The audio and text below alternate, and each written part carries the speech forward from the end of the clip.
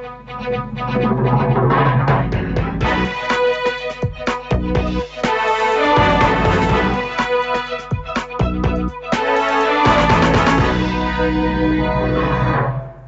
morning and welcome to A View from the House. My name is Mkokeli Tanda. This afternoon, President Jacob Zuma is to respond to the debate on his State of the Nation address.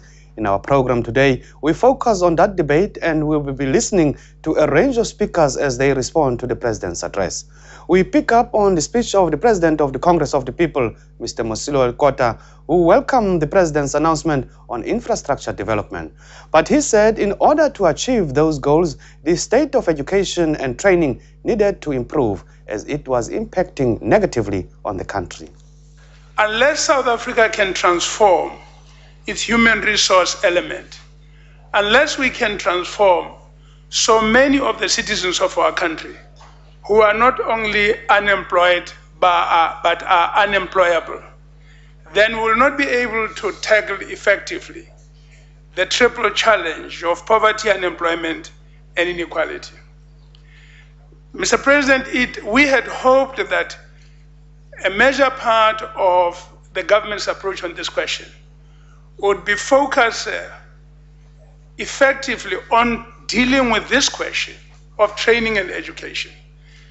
Very many decades and centuries of African life in this country denied them opportunities of access to education and training, and therefore making them less effective and less productive than what the country required them to be.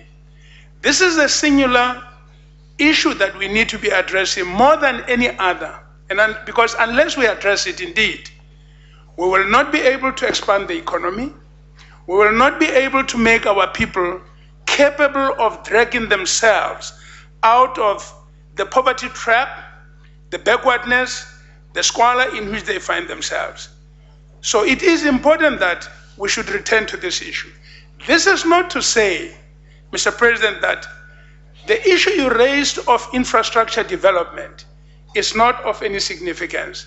It is important, but what it can do, all it can do at the present time, is for a certain period of time, it can arrest the deterioration and perhaps assist in keeping stability for a period of time. But it does not eliminate the fact that we continue to go further deeper into the crisis of an unemployable and unemployability, which can be, at one stage or the other will simply not be able to be controlled by us as a country. The leader of the Inkatha Freedom Party, Dr. Mangosuthu Buthelezi, was concerned about corruption in the public service. He warned that South Africa could become just another dysfunctional state if corruption was not rooted out.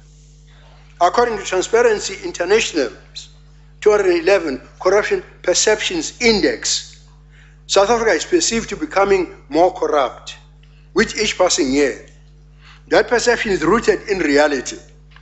On a scale of 0 being highly corrupt to 10 being very clean, we have fallen from a ranking of 5.1 in 2007 to 4.1 in 2011. The unspoken fact is that we're on the verge of joining the ranks of dysfunctional states as the effects of corruption debilitate all spheres of life. Mr. President, during the weekend, I saw this cartoon and I thought it summarized what I'm trying to say with all these pigs, you know, running for the throat, like that, rushing for the throat. I hope that Hansard will print it, you know, as part of my speech.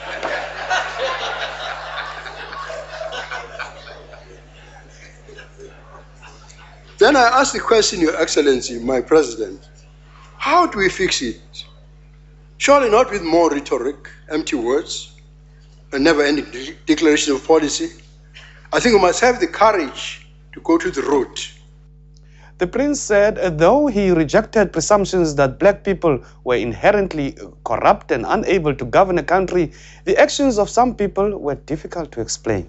Yet how do we explain the many nurses in our public hospitals who just do not feel the inner duty to respond to the needs of suffering patients?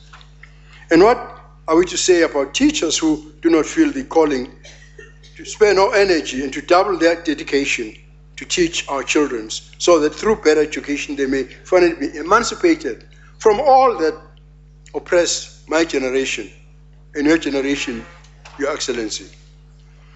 If the call of duty is not felt in these two fields, it should be no wonder whatsoever that throughout the public service productivity, commitment is so low, which in fact translates into poor delivery. What has disrupted the moral fiber and discipline of our people? What has happened? We know the answer, but we refuse to acknowledge it. How, Mr. President, do we explain the contamination of public service and commercial interests? It is fatal, and yet it is pursued relentlessly from the lowest to the highest levels of government. Too many, and I dare say the overwhelming majority, are trying to make money on account of holding public office, being in politics, or exercising public power. Corruption is the bane of our country, Your Excellency. It is a fundamental threat to our constitutional democracy.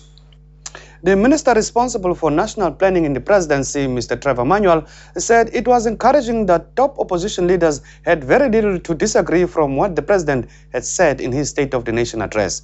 He also elaborated on the national development plan revealed towards the end of last year to create a better country by 2030. The two main objectives we arrived at in the plan are that we want to eliminate poverty and reduce inequality, consistent with the diagnostic report and the views of thousands of people who were consulted, increasing employment and improving the quality of education form our highest priorities in the plan. In summary, the plan is as follows: a united country where all citizens are active participants in their own development, a capable state that drives development, promotes ethics and serves the citizenry, a dynamic and growing economy that is more labor absorbing, providing opportunities for all, supported by adequate infrastructure, an education, skills and innovation system that can develop the capabilities of our people and our country, and leaders who work together to confront and overcome our problems. Mr. Manuel said a number of things needed to be done to realize the plan. One of those was the productive use of land that could lead to creating 1 million jobs. We must expand irrigated agriculture by substantially investing in water resource and irrigation infrastructure. We must create security of tenure for communal farmers. This is vital if we are to secure incomes for existing farmers and new entrants. We must investigate flexible systems of land use for different kinds of farming on communal lands. We need also to invest substantially in providing innovative market linkages for small-scale farmers in the communal and land reform areas, with provision to link these farmers to markets in South Africa and further afield in the subcontinent. We must put in place preferential procurement mechanisms to ensure that new entrants into agriculture can access the food away from home market, including school feeding schemes and other forms of institutionalized catering. We must give greater support to public-private partnerships to develop underexploited opportunities. Examples of regions with untapped potential include Makatini Flats and the Umzimvubu Basin in the Eastern Cape. Minister Manuel said in order to realize the plan, it was crucial for the citizenry to work hand in hand with government, business and civil society. While the state can build schools, we need communities to work with the schools to ensure that these schools function properly, that the children study hard. Our paradigm becomes one where communities are active in their own development. The challenge we face in our education sector illustrates this point well. There's universal acknowledgement that our education system fails the poor. Members may have seen the short animated story that the Commission produced about a young girl named Thandi. It's available on YouTube to illustrate the impact of circumstances on the life of a young school leaver. Our plan is about improving the life chances of people like Thandi. This covers improving the education system to making sure that more school leavers get jobs. Achieving this requires a collective effort. We have to talk to one another and draw on the energy of those who are committed to finding solutions. And yes, we will leave the naysayers behind. We hope that the proposals in the plan will be taken in the spirit in which they were designed, an honest, open-handed attempt to tackle the deep-seated problems that bedevil our society. This process has been a unique one. It was a bold and brave step by the President to appoint a commission of people from outside of government, South Africans who care deeply about their country, to help develop a national plan.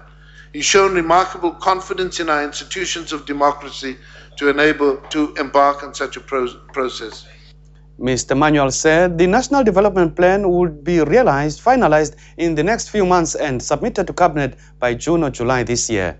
It's now time for us to go for a break, and after that we have more views on the State of the Nation address from Parliament. We'll be back in a moment.